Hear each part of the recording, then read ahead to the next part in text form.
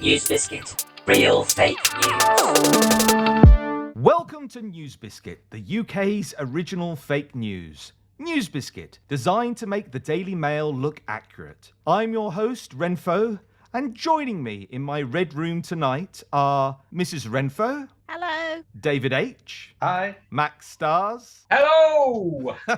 And KatieWriteStuff. Hello. Do you see I was quite nervous when Max just said hello? And I was thinking, he's going to do more, isn't he? He's going to do more. Got a slow burn. He's building up. He's building He up. is. So this month we discovered that when Billy Joel wrote, "She will promise you more than the Garden of Eden, then she'll carelessly cut you and laugh while you're bleeding, and she'll bring out the best and the worst you can be," he was actually talking about the England football team.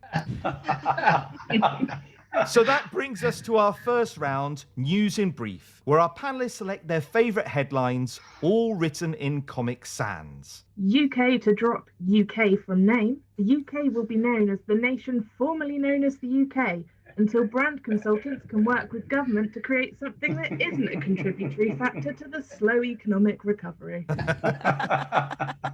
Crocodile claims for impersonation charges based on false allegations. I mean, I literally love very that. good. I love a pun. I love a pun. Yeah, puns are great. I think our audience would disagree, but you carry on. yeah. Farage and Johnson plan tour of ungrateful fishing communities.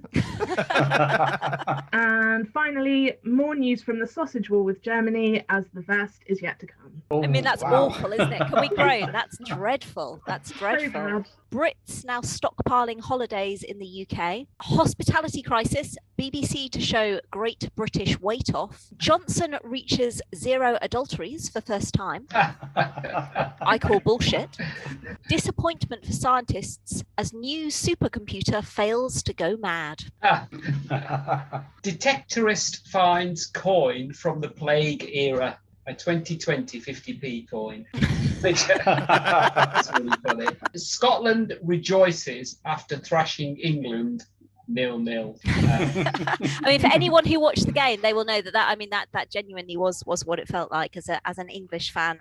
It felt like a crushing defeat. And the World Health Organization tells women to stop drinking, particularly Sandra from Gateshead. That was really... Burnt lettuce turns out to be charred. Oh. That is gold. I mean, It's brilliant. Clever.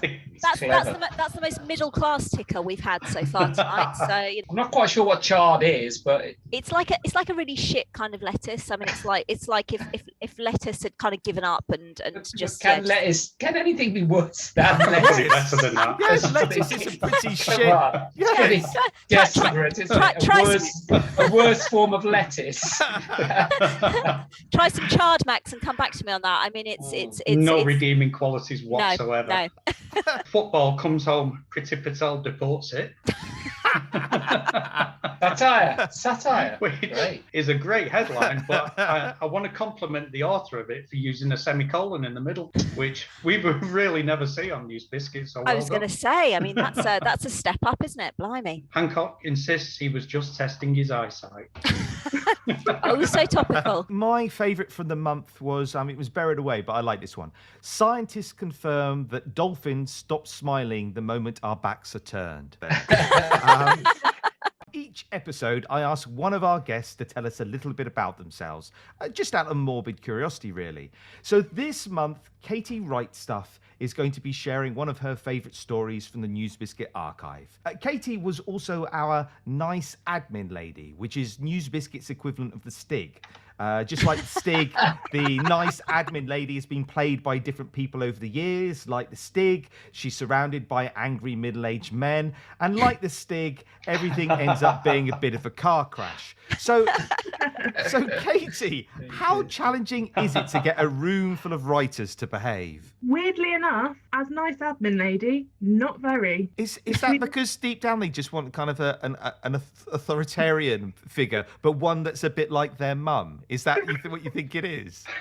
Like, that's the impression I got sometimes. Yeah, maybe. I had the profile picture of a cow. We do have more men, probably, the writers than female writers on the site, and I suspect a lot of those guys are quite repressed. So just that combination of it's a woman talking to me, and there's a picture of a cow and udders, and they just get a bit confused. I think there's a lot of dark issues going on there. So, okay, Katie, what's your favourite story from our archive? I have a lot of favourites, but this one tickles me in particular. Woman gives birth and raises child in IKEA queue. A Dalston woman has given birth and started to raise her first child while waiting in line for the checkout at an IKEA store. We joined different queues in an attempt to get to the tills more quickly, but to no avail. The last time we came to IKEA, we were gone 3 months. And when we finally got out, our car MOT had expired and the clocks had gone back. The staff tried to help with the birth, but kept insisting Helena had definitely got all the bits necessary for a baby when it was obvious we were short of a leg and a foot. I mean, that story speaks to me so much. I've only been to IKEA once, and I have never been so scared in my life, because you go in and it's like soft play in that you can't get out. There's no immediate exit. Yes. And then I thought, well, hang on a minute, I know how I'll get out of this. I'll buy something. So I picked up something to buy, and the IKEA member of staff came over to me and said, what are you doing? I said, I'm picking up this item to buy it. And they said, no, you don't do that. And I was like, but it's a shop. That's how all shops have operated since the dawn of time. And they said, no, you take a little pencil and a piece of paper and you write down the item instead. And then you go to like the warehouse from hell. You don't write down. You have to draw a picture of what it is and hand it in to somebody. Still, quite a nice place to conceive. Not a nice place to give birth. Quite a nice place to conceive. There's all these beds that are laid out for you in these lovely sort of settings. Bedrooms that look far more orderly and clean than your own. You're there, you're waiting, you're full of meatball. The IKEA experience the first time is great, and then it just degrades after that. It's degrades. Yeah. What were you doing, Max? It's just terrible because looking at a table, it's a table. I don't want to call it a Normstein or whatever they call it, because you're quite upset about the fact there's lettuces that are called different names. So the idea that there might be a table that's called a different name, it's clearly unsettling you a little bit. Get this, this is all your fault, Katie. We've gone off at a tangent here. You've awakened some IKEA demons in the room. Max and I have issues. In IKEA. It's all coming back to me. Our next round is True Biscuit, where our panel has to guess which is the real headline and which is the fake one. MOD planning massive exercise north of Hadrian's Wall. What is this in anticipation of what? The Scottish independence? That they're is it England-Scotland match again, is it? Yeah, is it just it's the England-Scotland fringe. I don't even think Hadrian was Scottish. This is the big controversy. It doesn't sound like a Scottish name. So well, if he came from the same place that Kevin Costner came from in Robin Hood, Prince of Thieves, when he walked along Hadrian's Wall, he was definitely not. Whatever that accent was, it was definitely not a Scottish accent. Wasn't he sort of 1 second walking in Nottingham, the next he's at Hadrian's Wall, yes. As if it was like yes, they land in Dover, then they're in Nottingham. Yes, don't spoil the magic. My favourite Robin Hood one of recent years was the Russell Crowe. That's him. And everyone's going, he's got such a terrible accent and he can't do accents. But no, he can do accents. He's just doing too many accents. All of the accents. He's doing all of them. So in every scene, he's doing a different regional accent from a different part of England. But there must have been someone in continuity who hates him, who knew full well that he was messing up. They're like, no, let's just let him do it. He's Yorkshire today. Tomorrow he's Cornish. This is brilliant. That'll teach you to sleep with my wife. Are the MOD planning to invade Scotland, or Scotland planning to invade us? David, true or false? Could be true. Yeah, I know it could be true. but we're looking for binary answers today. We don't want. Are you playing I'm this sitting game? on the wall. Are you playing this game for one real? way or the other. Do you think there's prizes at the end of this? There aren't prizes. Okay. True. I think false. I don't think they're that organised. Valid, fair and valid. That's true. Yeah. Max, Well, could, possibly, maybe, perhaps. is there room on that fence for you and David together? I don't think there is.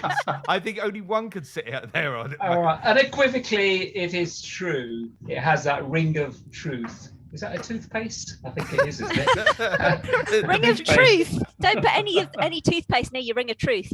That's gonna burn for weeks. Mrs. right. Wrenfoe, you can't handle the truth, so stay away from my ring of truth. Much like Kevin Costner's accent in Robin Hood, Prince of Thieves, it is completely fake. You're all Prince of Thieves is fake. There's definitely a Hadrian's Wall. There's definitely an MOD. All those elements are true. Why did we build that massive aircraft carrier then? Shits and giggles. Right then, David, what have you got for us? Tories promised to slash hospital budgets to help fund our NHS. That's happened, hasn't it? That isn't that reality? That's Quotes by Boris Johnson include, "We have taken the bold and brave decision to slash the budget of hospitals by £5 billion a year and use £1.5 billion of that saving to, help fund our NHS." I mean, did he write it on the side of a bus? Because if he didn't write it on the side of the bus, then as we all know, it isn't true. If you haven't written it on the side of the bus, it means nothing. I don't think there was room on the bus, but he qualifies it by saying, "We cut 21,000 experienced officers over the last 10 years, saving us enough money to fund 20,000 new officers." It's like being wheeled into the operating theatre. Or you come out and they say, "Well, we've saved your left leg." Oh, brilliant! In order to do it, we cut off your right leg and then grafted it onto where your left leg was. You're like, I'm not sure that's a saving, really. Well, we haven't actually got any nurses, but will a police officer do? Yes. Well, they had that drive, didn't they, a while ago, sort of transferring police officers and sort of people from the armed forces into teaching, didn't they? Yeah. And they all surrendered. Basically, that's what happened. I wouldn't be sending teachers into the front line either. All they could do is kind of mark the enemy's homework. That would be the extent of the See me later, Putin. Yeah, the level of detail, absolutely false. I'm saying false again. Too much joined up thinking going on. I'm going to go with true because I'm pretty sure that was the Tories' last manifesto. So I'm 100% going for true. The answer was in the title itself, Tories promise to slash hospital budgets. So I'm afraid it's false. Okay, so true or false? Meghan and Harry did not want their son Archie to have the title Earl of Dumbarton. Dumbarton being the problem. Are people that snobbish over titles? Sorry. If one of my children was up for like the Earl of Bigotry, I'd be like, yes, you've got a title, darling, but it's the Earl of Bigotry, but a title. So... The Earl of Bigotry, has that been released since the Duke of Edinburgh died? that one's now available. Could you say where Dumbarton is? I couldn't place it on a map. It's like a mythical place. It's like Middle Earth. You think? We are going to get complaints now from cosplay Dungeons and Dragons people because you've now outed Middle Earth as not being real. They've spent weekends in forests believing in that whole thing, and you've ruined it for them now, Matt. Well, never mind. The World of Warcraft is real, isn't it? So they'll have to make do with that. The contention. I think it's false. I feel like it might be a true story, but probably from the kind of publication that publishes falsities. Outrageous claims, Katie. Talking about fake news, GB News, of course, has been launched this last week, hasn't it? So I've not seen it yet. Is it good?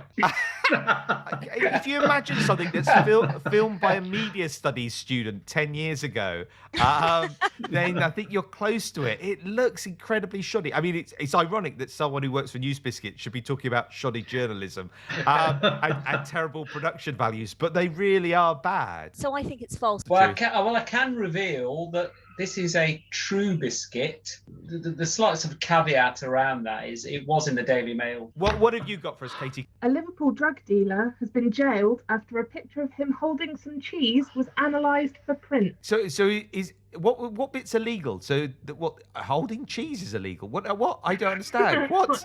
Cheese in the shape of a gun. Is it some sort of prison slang, this? I wouldn't know. Are we talking about cheese, as in cheese, or is it something else? I think the idea behind this story is that he'd committed a crime. He posted a picture to social media of him holding his favourite M&S Stilton. They were actually able to take his fingers were visible, and they were able to take his prints from that photo and match him up to a crime. And what kind of criminal mastermind poses with cheese on the internet after completing a crime? Is that even a thing? I mean, I like the idea that he was holding the cheese so hard that his fingerprints were embedded in the cheese, and that's how they got him. He should have done it carefully, shouldn't he? Yes. Yeah. Oh God. Oh God.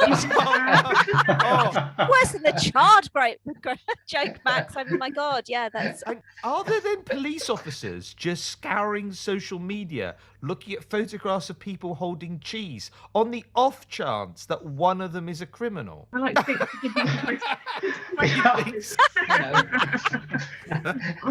I still don't understand why he's posing with cheese. I don't. Who poses with cheese I think in Wow. any scenario? Like cheese. It's just such a strange image. I mean, outside of Wallace and Gromit, I don't know anyone who stands holding cheese, smiling. Face wasn't even in it, I don't believe. It's literally What, just the his hand hand. and the cheese? Hand holding cheese. What? It's like some very weird sexual fetish, isn't it? But that's like really niche. Really niche. David, is it true? Absolutely. I'm going to say false. Let's be honest, it's no weirder than anything else that's been in the news in the last 12 months. So I'm going to say it's true. It probably is. Yeah, it's absolutely true. What? What the hell? That is so strange. That is so strange. I'm still not sure I understand it. I almost feel sorry for him as well. I don't know what the crime is, so before anyone looks it up, and it's actually something super, super bad. He's committed this crime. He feels like he's got away with it. He's celebrated with an M&S cheese board. Put his foot out. It's very gangsty, as you say, to celebrate with an M&S cheese board. That is quite.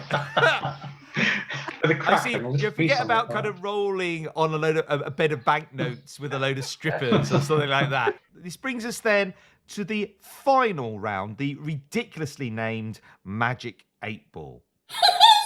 The Magic 8 Ball! Each of our guests is going to give us their predictions for next month's news.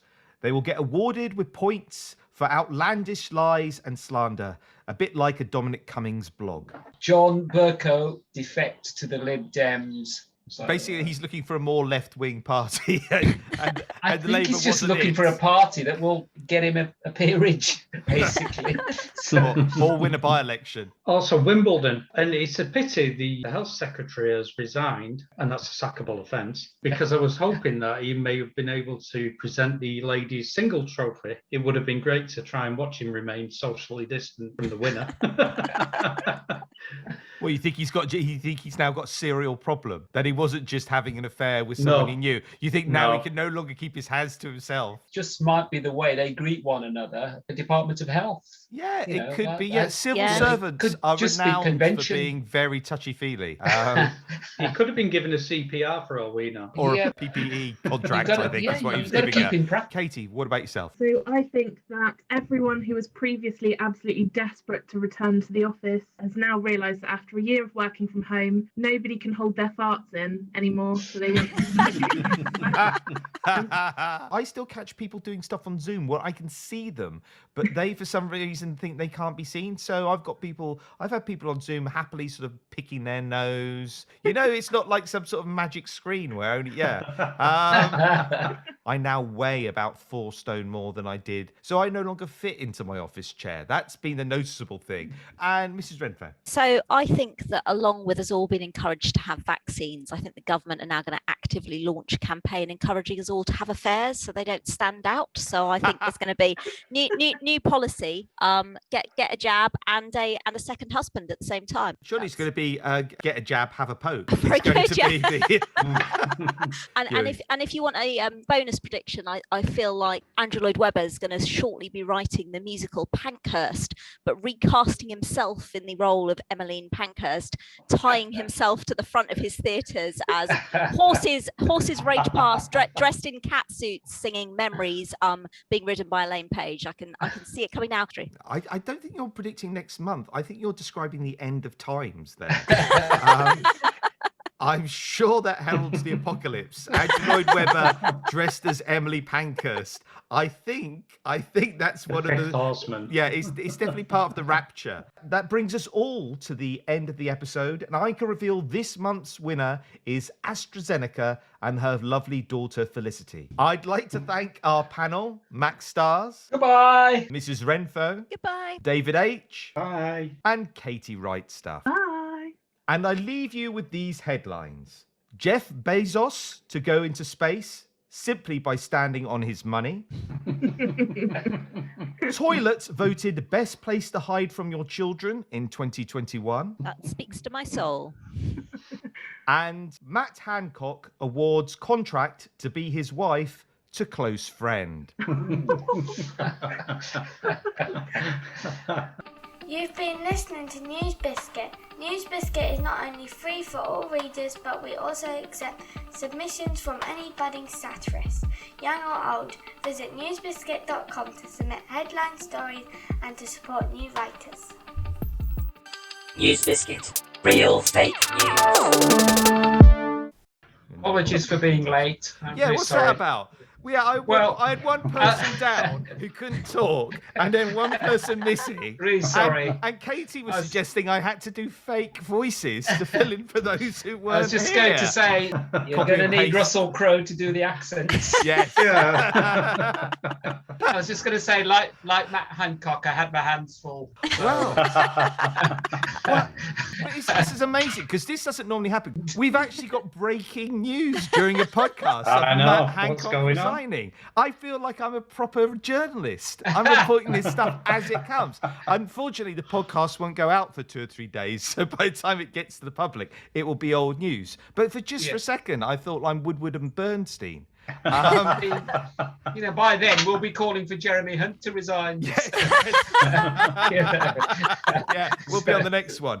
The whole thing was very strange. Hancock had this affair with a woman he went to university with. So what I found interesting is that for years they obviously had this burning desire. So clearly the only thing that arouses him is dead bodies.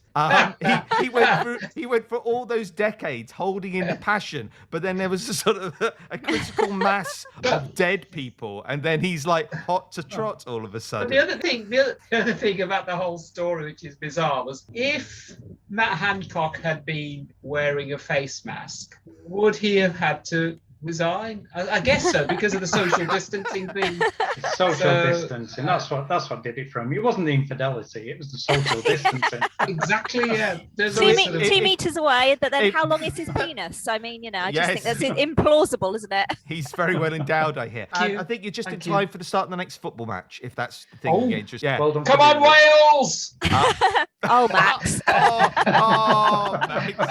I don't want to break it to you now, Max. There's a little bit of a spoiler alert. There's going to be, All right. sad Never times.